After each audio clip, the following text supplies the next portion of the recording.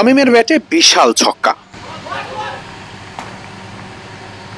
বলটা আরেকটু হলেই লাগতো বাংলাদেশের একজন গণমাধ্যম কর্মীর গায়ে। সতর্ক করায় সে যাত্রায় বেঁচে যান তিনি।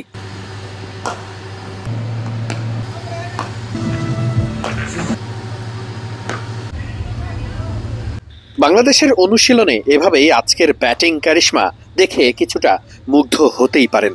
বাংলাদেশের ব্যাটাররা যেন ইতিবাচক মনোভাবটাই ধরে রাখতে চেয়েছেন সবসময়। জাকির আলী অনিক, শামীম হোসেন পাটোয়ারি থেকে শুরু করে সবথেকে বড় ব্যাপার নজর রাখতেই হয় তানজিম সাকিবের ব্যাটিংয়েও। দারুণভাবে গত ম্যাচে যেভাবে তিনি ব্যাটিংটা করেছেন সেটা বাংলাদেশকে অনেকটাই এগিয়ে রেখেছে। তানজিদ হাসান তামিমের একটা বড় গুণ আছে, যে কোনো ধরনের বোলিং আক্রমণের বিপক্ষেই তিনি চড়াও হতে পারেন। খুব স্বাভাবিকভাবেই ভারতের বিপক্ষে, শ্রীলঙ্কার বিপক্ষে ম্যাচগুলো তামিমের পক্ষেই কথা বলবে। তাই খুব স্বাভাবিকভাবেই বাংলাদেশের ব্যাটিং লাইন আপের অন্যতম বড় নাম তানজিদ হাসান তামিম। অনুশীলনেও তামিমের ব্যাটিং ছিল দারুণ। ম্যাচের আগের দিন নিশ্চিত করে সেটা তামিমকে বাড়তি অনুপ্রেরণা দেবে।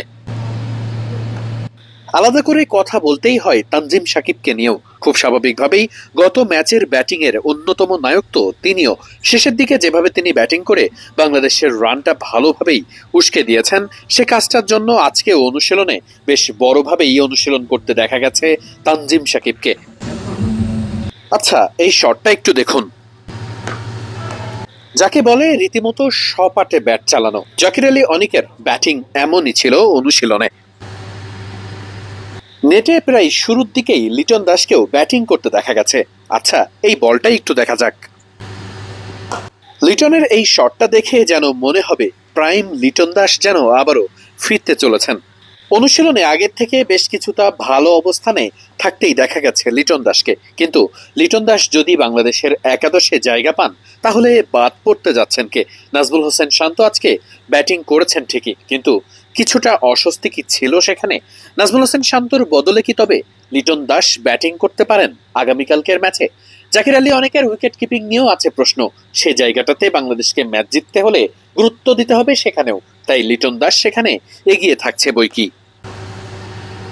দলের কম্বিনেশন যেটাই থাক, আজকের অনুশীলনে সবাই সবার সামর্থ্য অনুযায়ী সর্বোচ্চটা দিয়েই প্রস্তুতি নিয়েছে।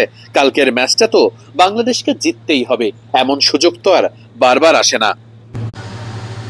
নেটে যতজন ব্যাটিং করেছেন, যতজন সুযোগ পেয়েছেন, নিজেদের সর্বোচ্চটাই উগরে দেওয়ার চেষ্টা করেছেন। ক্যান্ডির পাল্লেকেল্লে আন্তর্জাতিক ক্রিকেট স্টেডিয়াম থেকে ওয়াহিদ মুরাদ, মিডফিল্ড।